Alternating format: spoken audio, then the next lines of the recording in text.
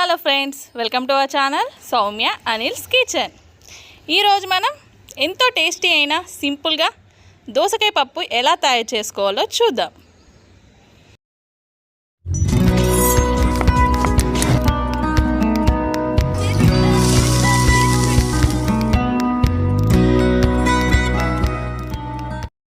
ముందుగా కావాల్సిన ఇంగ్రీడియంట్స్ ఏంటో చూద్దాం.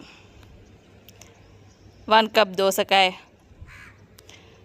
1 spoon salt, water, 2 tomatoes, 1.5 spoon oil, 1 cup కందిపప్పు, 1 స్పూన్ కారం, పోపు దినుసులు ఎండుమిర్చి,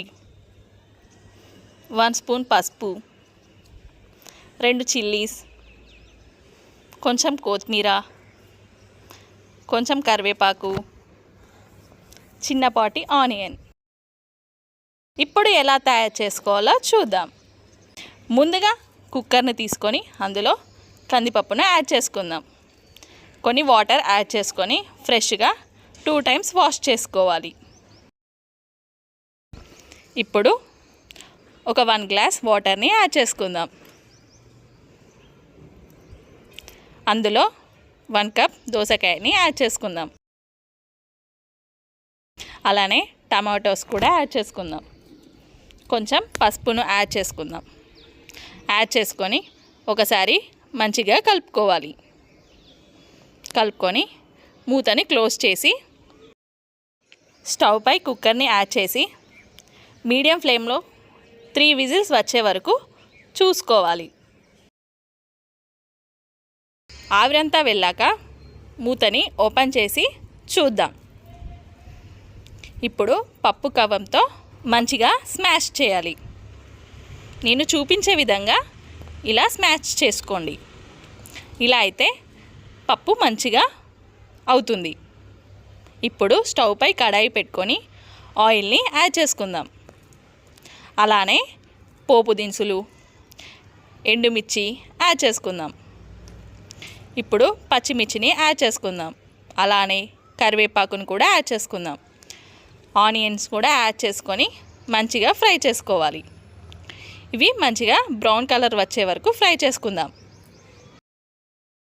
ఇప్పుడు పసుపును యాడ్ చేసుకుందాం. అలానే సాల్ట్ని కూడా యాడ్ చేసుకొని ఫ్రై చేసుకోవాలి. ఇప్పుడు కారంని యాడ్ చేసుకుందాం. మొత్తం మంచిగా కలుపుకోవాలి.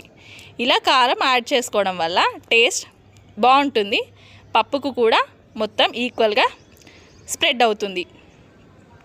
కొన్ని వాటర్ని యాడ్ చేసుకుందాం. యాడ్ చేసుకొని మొత్తం మంచిగా కలుపుకోవాలి. పప్పు వేసాక కారం వేస్తే ఈక్వల్గా కలవదు. సో కారం వేసాక పప్పు వేయండి. ఇలా అయితే టేస్ట్ బాగుంటుంది. అలానే ఈక్వల్గా కలుస్తుంది. ఇప్పుడు కొంచెం కొత్తిమీరని యాడ్ చేసుకొని మొత్తం కలుపుకోవాలి. ఒక 2 మినిట్స్ కుక్ అయ్యేటట్టు చూసుకుందాం. ఇలా మధ్య మధ్యలో కలపాలి, లేకపోతే కింద గంజు మాడిపోతుంది. ఇది పర్ఫెక్ట్గా కుక్ అయింది. ఇప్పుడు రైస్లో వేసుకొని తింటే ఆ టేస్ట్ చాలా బాగుంటుంది. మీరు కూడా ట్రై చేయండి. ట్రై చేసి ఎలా వచ్చిందో కామెంట్ బాక్స్లో కామెంట్ అయితే చేయండి.